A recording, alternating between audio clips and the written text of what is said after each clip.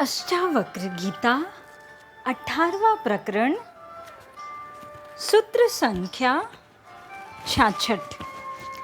स्वच्छ आकाश की तरह निर्विकल्प व्यक्ति की दृष्टि में संसार और उसके आभास का कोई अस्तित्व नहीं होता।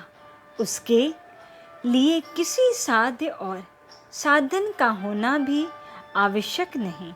उसे न तो अपना कोई स्वार्थ सिद्ध करना होता है, न ही उसके लिए साधना की कोई आवश्यकता होती है।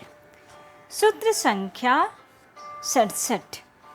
वही व्यक्ति जीवन मुक्त होकर दुखों पर विजय पाता है, जिसके मन में कोई विग्रह अथवा द्वंद्व नहीं होता, जो किसी फल की आकांक्षा से कर्म नहीं करता और अपने सच्चे स्वरूप का ज्ञान पाकर उसमें ही पूर्ण रूपेण समाधिस्थ हो जाता है। उसका अपने स्वरूप में समाधिस्थ होना कृत्रिम साधनों से नहीं अपितु स्वभाववश होता है। सूत्र संख्या 68।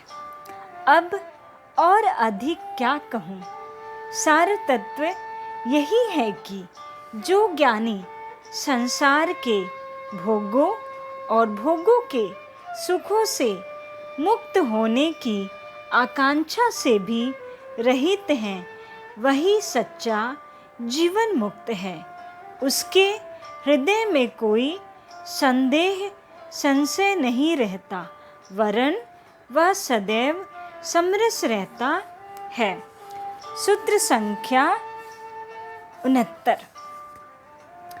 महत तत्व अर्थात महत अहंकार, पंच तन्मात्रा, पंच महाभूत आदि से निर्मित जो कार्य रूप जगत है, वह भिन्न भिन्न रूपों में बटा हुआ नाम मात्र को है।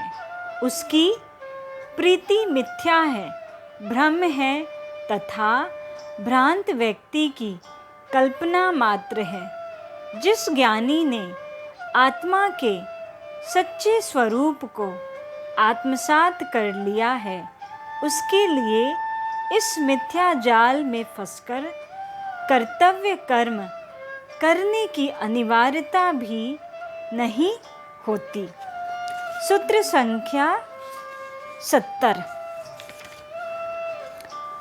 आत्मा के चैतन्य स्वरूप की अधिष्ठित होने के बाद जीवन मुक्त व्यक्ति को जड़ जगत के प्रपंच में कुछ भी सत्य प्रतीत नहीं होता।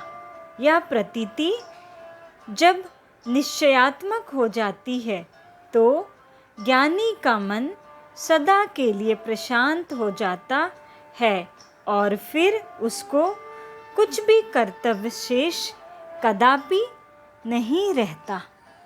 ओम शांति।